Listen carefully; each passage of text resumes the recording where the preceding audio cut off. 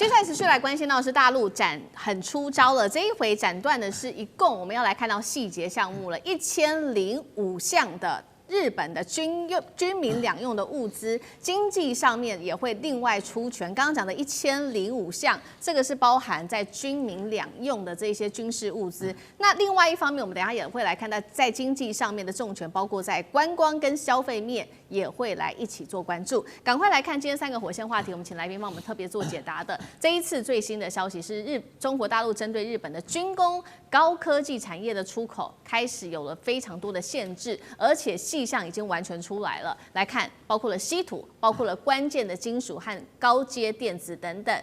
那日本的军工升级还有路吗？这是第一题，我们会来特别做关注。第二件事情来看到是，因为日本政府一直要修改它的安保3法，尤其呢针对有关于核选项，现在也重新被提出来了，所以中国大陆就祭出了这么多的制裁。日本真的能挡住北京这一波的施压吗？最后来看到，在包括了经贸上，也因为中国的这个制裁而导致日本的经贸降温，观光急冻。我们现在来看到的是大陆的组合拳能够打到日本的7寸了吗？今天就这些议题会一起的来做关注。赶快来看到是今年的最新消息，2026年的第1号公告，加强对日本的军民两用的这些物资来做出口管制，有哪一些呢？赶快来实际看到细节。稀土还包括了加锗锑铟、高阶电子感测器跟雷射，还有呢，甚至到了航空的航太推进材料都在名单当中。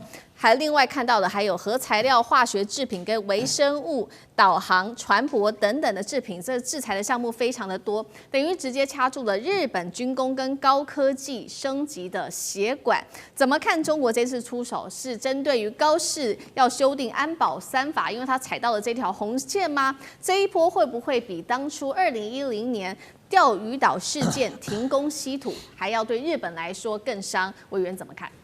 对，我想当然这次的出手，最重要的导火线还是因为这个高市的发言介入了中国大陆所谓的内政的问题的红线嘛他对台湾问题做出了过度的发言。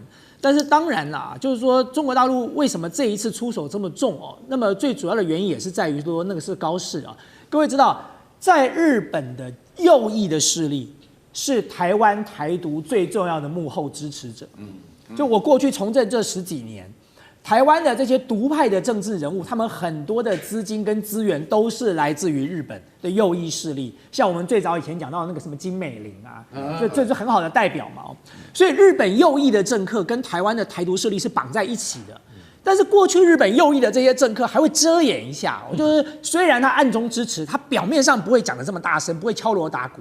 但是现在显然从安倍开始一直走到了高市右翼势力现在把支持台独这件事情逐渐台面化了，不但是台面化还有逐渐扩张跟渲染的这样的效果出现了。就好像今天台湾来了一个莫名其妙的日本的国会议员跑来这边抗中保台你知道我看到那个国会议员，我都懒得记他的名字，我都快要笑死了。干你什么事啊？你跑来这里抗中保台，你拿我们台湾当你的舞台，然后来大肆的骂了北京政府一下，然后你就拍拍屁股就走了。那你跟裴洛西有什么两样？你跑来我们这边演戏，最后吃苦的是我们，被报复的又是我们。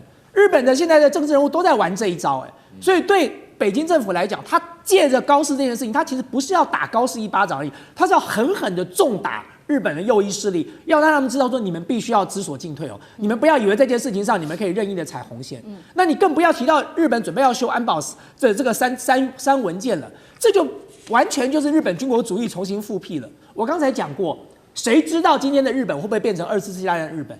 你知道去年你看美国的时候，你会认为美国今天会变成加勒比海的海盗吗？谁会想到这件事？对，当时川普刚当选的时候，你会想到川普要派兵去抢格陵兰吗？你都没有想到吧？那你都没有想到了，那大家当然会想说，我现在把日本放宽了，谁知道日本会不会食髓知味？接下来24世纪大战的故事又重新上演了呢？所以其实对整个印太地区，对亚洲，为什么韩国会有这么强烈的感受？因为韩国也是深受其害所以你很显然的看得出来，对日本对北京来说，他这次吃了秤砣铁了心了。你说这些东西会不会对他造成影响？当然会，稀土的影响就已经很大了。日本的汽车工业不需要稀土吗？那你还不要讲日本的这个军工产业要不要稀土了。所以他这次很精准的把军民两用限制了1005项，他特别强调军民两用，原因是什么？这他又师出有名的正当性了，因为他还是牢牢的绑住了军国主义这件事，就是只要跟你军国主义复辟有关的，我都把你卡住了。那么他的大旗就是在这个声讨日本的时候，他高举的这个大旗是对抗日本军国主义所以在这个大旗上，其实他是站在道德和政治的制高点上的那你说？全球现在进入了这个精密的分工时代，所以任何一个小的零件都可能卡住一个大的企业所以大家不要以为说有日本的科技这么发达，中国大陆能卡它什么？别傻了，日本很多的这个基本的零件都是来自于中国大陆的。你不要讲别人，你光讲安氏半导体事件就好了。安氏的半导体有多了不起吗？它是成熟制成晶片的。可是当欧洲的车企没有安氏半导体的晶片的时候，就不要造车了。所以这是同样的问题就今天日本能不能够经得起中国大陆一波又一波的限制或者是封锁？我认为当然很困难。所以其实中国大陆这次目标很明显了，日本不屈服，他们不会收手了。对，好，所以我们刚委员帮我们特别提到了嘛，这个中国大陆对日本的制裁1005项，那特别委员也提到了，不管是稀土或者是零件，对于日本的冲击是非常大的，汽车啊、军用武器全部都需要用到这些东西。干哥又怎么看？这对日本来说是不可承受之痛吗？好，我跟你讲你来看看那个安保三法那个安保三法的内容是什么？第一个，增加防卫预算增加防卫预算其实很容易对不对？但是第二个，修改无核三原则，修改无核三原则是什么意思？也就是说，无核三原则就是不能够用在军事目的上，也不能够用在就是说相关的很可能是武器方面的研究。就反正他这本来就是他们日本宪法战后宪法的规定，但现在要修改，右翼势力极力在推，为什么？你知道吗？因为我们当然有很多的核能发电厂，对不对？在日本，可是我们始终没有对于核子能的另外的一项的应用。对，其实我说一句实在话，有人讲委内瑞拉你就是没有核子弹，不然的话我跟你讲，你就像当年古巴为什么后来没有被美军登上岸来？因为苏联那时候威胁，我就在这边放核弹，所以古巴当年美国没有上去制裁它成功，就是因为苏联本来要放核弹，后来双方都退一步，各退一步。那委内瑞拉这次因为就没有核弹，日本也一直在想这个问题：我哪一天我需要有核弹？核弹之前我需要有核子潜艇。我有核子潜艇之后，我国际地位完全不一样。但是因为它是被核弹就说曾经这个摧毁过的国家，所以他们自己本身有那个认知，说我们不要碰核子武器。那现在高市场苗上来以后，完全想法不一样。他认为说我们应该要有，为什么？但是我们要有不是马上有，是循序渐进的所以除了这个以外，还有取消武器出口限制你的意思是说日本武器也要开始要对，没错，就在这次AUKUS，就是那个美英澳三国联盟AUKUS 那个联盟里面，现在就是说他们要说干脆你不要跟日本买潜舰了。我们来帮你造潜舰，还帮你造核子潜舰维吉尼亚级，澳洲就很开心就被美国骗了。你知道为什么吗？因为AUKUS决定要帮澳洲造潜舰，从现在开始算10年之内他都拿不到。但是日本如果他愿意提供新的那个大鲸级或苍龙级潜舰，他2年之内就拿得到。所以澳洲现在有点后悔，你知道吗？你要晓得说，日本他现在积极想要拓展它的国际的武器市场，它要尝试着跨出那一步。那这些东西你加起来看的话，你就会发现什么？日本一旦能够踏出这一步的话，它就回到军国。所以说大千讲的对啊，你怎么知道它接下来会变成什么样子？它会不会变成怪兽？你不知道它以前就是曾经是怪兽，它以前曾经怎么样欺负中国跟南韩、朝鲜，还有东南亚。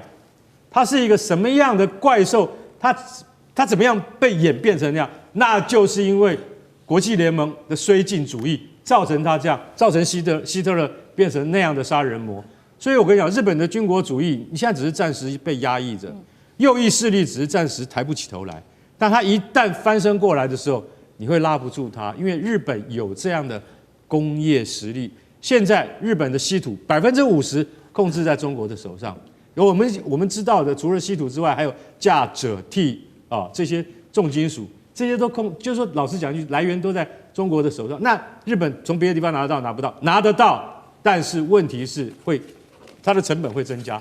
你现在如果说真的已经确定了战略目标的话，日本就会从别的地方去拿这些东西。为什么？因为这些是无人机跟电子导航感测器这些高阶零件的这些设备。如果今天你在中国商务部它今天第1号就是限制这些东西的话，就是2026年的第1号，你就晓得说它的影响其实非常的大。我认为中国现在的做法是对的。为什么？我就是明白告诉你，日本，你不要去妄想去改变现在东亚的局势。如果你真的想要改变的话，我一定不是除了旅游，那是软制裁。我有硬制裁的方法可以对付你。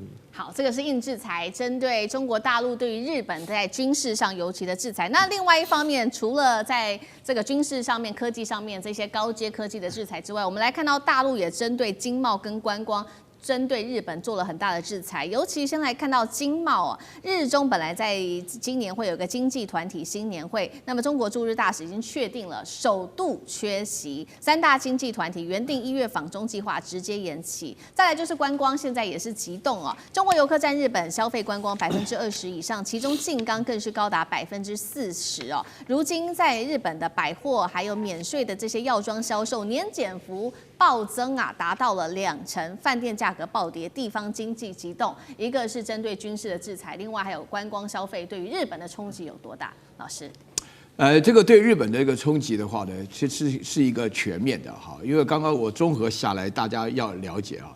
那么当然的话呢，这一次1005项当中呢，最重要的，我把它戏称为光刻胶大战稀土了啊，因为日本的话呢，仗势的这个工业的这个独断的一个产品是光刻胶了。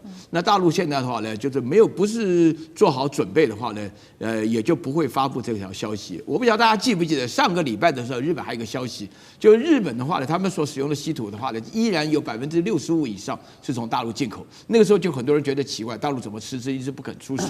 那现在的话，这不就出手？这个出手的话呢，有2个问题是非常明显的啊。第一个是即刻生效。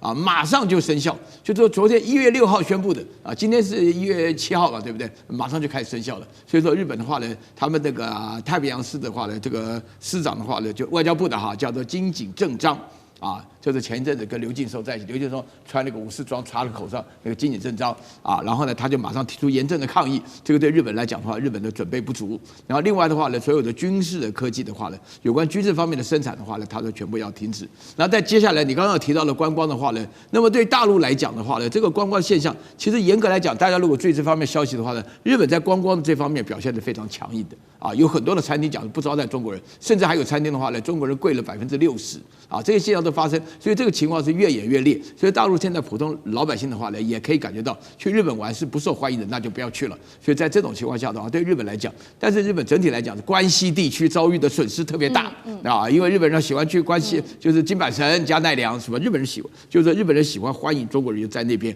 因为我到这边以前我跟那个神户大学有合作的时候，那神户这边的街头上的话呢，里面所有卖那个药妆店里面全部讲中文的啊，然后进来没问题，我给你介绍一下，都是这种情况。所以说对这个目前为止的话呢，发展来比较严重。不过我讲一个比较重要的消息啊，大家一直都很关心，就是说这个昨天公布讲说，高市长标近期内对中国发言不逊所产生的一个结果，是构成了这一次1005项的这种军事以及民用上的产品的制裁。那大家就会想到问说，那会搞到什么时候？我告诉你，今天那个毛宁就说话了，日本要去军事化，日本不达到去军事化的目标，这个不会停的。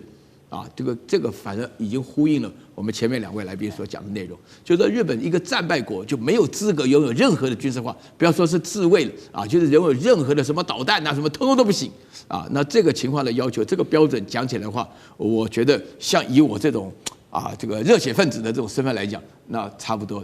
日本如果去军事化的话，那么才可以停下来。啊，如果日本一旦不去军事化，那就要像俄罗斯教训乌克兰去军事化一样的展开特别军事行动啊，那我蛮期待的。好，谢谢老师。那我们休息一下，马上回来。地缘政治、美中之争、战略价值、强权崛起、小国生存，现在与未来，洞悉事件走向，掌握世界脉动，全球观点尽在环球。